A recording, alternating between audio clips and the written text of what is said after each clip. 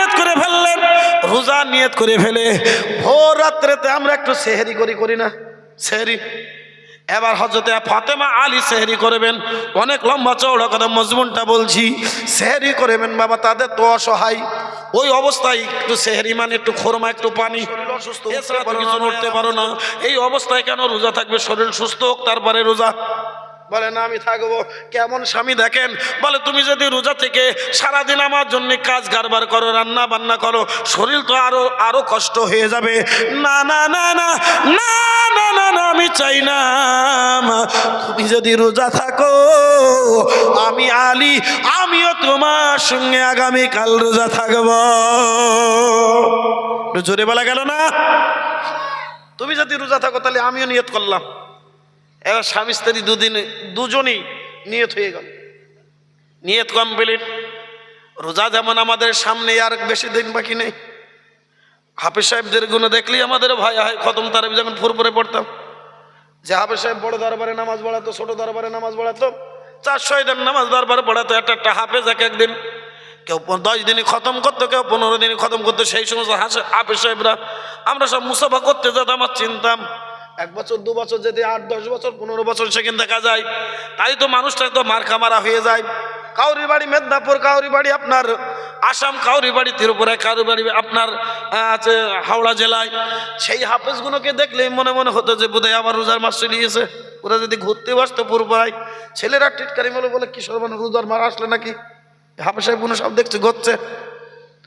ও বাবাজিরা, ভাইরা আমার, রোজা নিয়ত করে ফেললেন, রোজা নিয়ত করে ফেলে ভোর রাত্রেতে আমরা একটু সেহরি করি না, সেহরি। এবার হযরতে ফাতেমা আলী সেহরি করবেন, অনেক লম্বা চওড়া কথা মজমুনটা বলছি। সেহরি করবেন বাবা, তাদের তো অসহায়, ওই অবস্থায় একটু সেহরি মানে একটু খোরমা, একটু পানি, এছাড়া তো কিছু নাই। আর আমাদের তো টুটি পর্যন্ত না বাবাজি, এটাও বলতে চাইছি না। যাই না ফাতেমা আর দেরি করলেন না, ভোরবেলা অসুস্থ শরীর নিয়ে একটু সেহেরি করে নিলেন। এক দস্তরখানায় উঠে স্বামী স্ত্রী সেহেরি করে নেওয়ার পরে যদি আলী বলছেন, ফাতেমা তুমি বিশ্রাম নিয়ে নাও, তুমি বাড়িতে থাকো, আমি মদিনার মসজিদে চলে যাচ্ছি নামাজের জন্য। যদি ফাতেমাকে বাড়িতে রেখে মদিনার মসজিদে চলে গেলেন। ফাতেমার অসুস্থ শরীরটা নিয়ে সঙ্গে সঙ্গে একটু বিছানায় হেলান দিলেন। ফজরের আজান হবে, ফজরের নামাজটা আদায় করবে। না না না, ফাতেমার একটু ঘুমের ভাব এসেছে, তন্দ্রার ভাব এসেছে, ঘুমের ভাব এসেছে।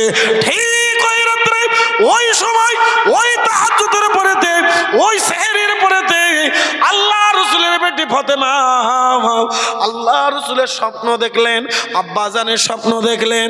আব্বাজান এসে ডাকে, ও মা জননী, ও মা জননী ফাতেমা, ওঠো ওঠো ওঠো, আমি তোমাকে নিতে এসেছি।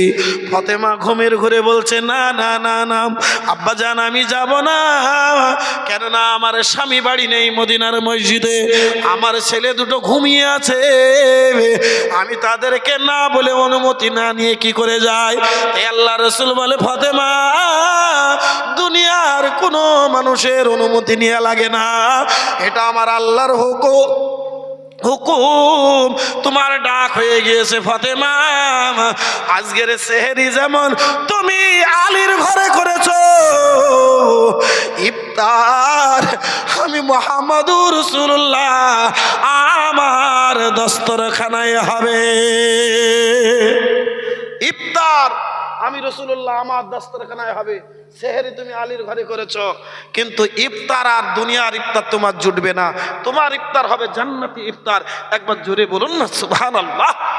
যে ভাইরা আমার, বাবাজিরা আমার, ফাতেমার ঘুমটা ভেঙে গেল স্বপ্নটা দেখে। ঘুমটা ভেঙে গিয়েছে, থড়মড় হয়ে উঠলেন।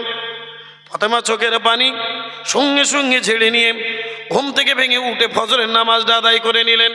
স্বপ্নের বিবরণ করতে করতে বলছেন, এই যে স্বপ্ন দেখেছি নবীর স্বপ্ন, আমার আব্বাজান আমাকে নিতে এসেছিল, আমার কানে কানে বলে গিয়েছিল খুব অল্প তাড়ি তোমার সঙ্গে দিয়ে দেওয়া হবে। আবার এ কথাও বলেছে স্বপ্নের ভিতরে, ফাতেমা ইফতার সেহরি হয়েছে, ফাতেমা তোমার আলীর কাছে ইফতার হবে তোমার নবীর সাথে। এই কথাটার সঙ্গে তাল মিলাতে পারছেন না। হঠাৎ করে ইমাম হুসাইন, কিছু বলুন, একবার দরুদ শরীফ পড়েন, আল্লাহুম্মা সাল্লি আলা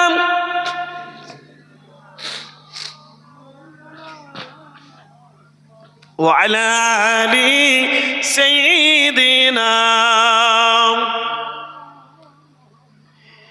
আমি লিখব চিঠি দেব তোমায়, পাখি পৌঁছে দিও রোজায়। আমি লিখব চিঠি দেব তোমায়,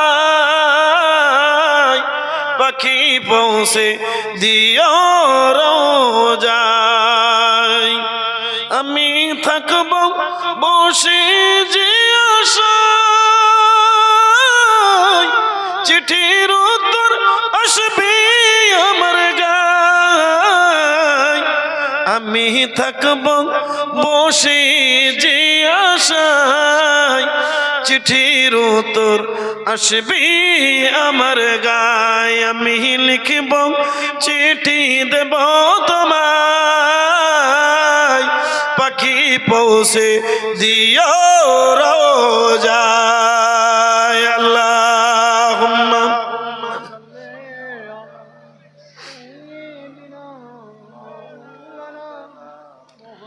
ওয়া আলা আলি সাইয়্যিদিনা। আমার দিনদার ভাই ও বাবাজিরা, যে কথা বলতে চাইছিলাম, ফাতেমার মনটা খারাপ। হযরতে আলী কিন্তু মদিনার মসজিদে, ফাতেমা বাড়িতে আছেন। উনি তাড়াতাড়ি আর দেরি করলেন না। আব্বার এই স্বপ্নের বিবরণ দিয়ে, আর হয়তো দুনিয়ার জমিনে আমার খুব অল্প সময়, খুব তাড়াতাড়ি আমাকে বিদায় নিতে হবে। এই কারণে হযরতে হাসান হুসাইন খুব অল্প বয়স, তাই তাদের জন্য একটু খাবার তৈরি করবেন। খাবার তৈরি করতে গেলে বাবাজি, তখন তো আপনার জাতা ঘুরিয়ে আটা পিষতে হতো।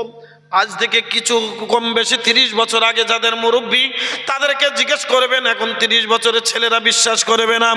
না বাবাজি, ও বাবাজি, এটাই বোঝাতে চাইছি। হযরতে ফাতেমাতুজ জাহরা আর দেরি করলেন না। তিনি তিনার সন্তানাদি স্বামীর জন্য খাবার তৈরি করতে লাগলেন। হযরতে ফাতেমা রাদিয়াল্লাহু তাআলা আনহার কাছ থেকে বিদায় নিয়ে আলীও মদিনার মসজিদে গিয়েছেন। মদিনার মসজিদে নামাজ কমপ্লিট করে নিয়ে যখনই হযরতে ফাতেমার বাড়িতে ঢুকেছেন, হযরতে আলী ঢুকে আশ্চর্য হয়ে গেলেন। কি আশ্চর্য ব্যাপার! যে মানুষটা উঠতে পারে না, যে মানুষটা উঠতে পারে না, যে মানুষটা নড়তে পারে না, যে মানুষটা অসুস্থর কারণে উঠতেও পারছে না, সেই মানুষটা দেখছে আজকে সমস্ত কাজ ক্রিয়া ছেড়ে নিয়ে এই 7 সকালে রুটি বানাচ্ছে। ফাতেমাকে বলছে, ফাতেমা, 7 সকালে তুমি কেন রুটি করলে? একটু আগে একসঙ্গে সেহরি করেছি, আমরা দুজনে রোজা নিয়ত করেছি, এখন কেন তুমি আবার রুটি করছো? ও ফাতেমা, রুটি কে খাবে? ফাতেমা কোনো কথা বলে না। ফাতেমা যেই সামনে গিয়েছে, ফাতেমার চোখ দিয়ে ঝরঝর করে পানি ঝরছে। হযরতে আলী নিজের হাত দিয়ে নিজের স্ত্রীর চোখের পানিটা মুছে দিচ্ছে। ফাতেমা, তুমি কেঁদো না, কেঁদো না, কেঁদো না, কেঁদো না। কেন তুমি কান্নাকাটি করো? আমি এমন হতভাগা স্বামী, তোমার জন্য ভালো খাবার দিতে পারিনি, ভালো পোশাক দিতে পারিনি, ভালো আমানত দিতে পারিনি। ও ফাতেমা, আমি মুহাম্মদুর রাসূলুল্লাহর জামাই হিসেবে যোগ্য নয়। যেমনই এমন করে কথা বলছেন, ফাতেমা মুখটা চেপে ধরেছেন আলীকে। আমার স্বামী, আপনি কি জানেন, আজকে রাত্রে আপনি যখন মদিনার মসজিদে চলে গেলেন, আব্বা জানের সঙ্গে আমার দিদার হলো দীর্ঘ 6 মাস পরে, দীর্ঘ 6 মাস পরে দিদার হয়ে গেল। দিদারটা ছিল, ফাতেমা, আজকে তোমাকে বিদায় নিতে হবে।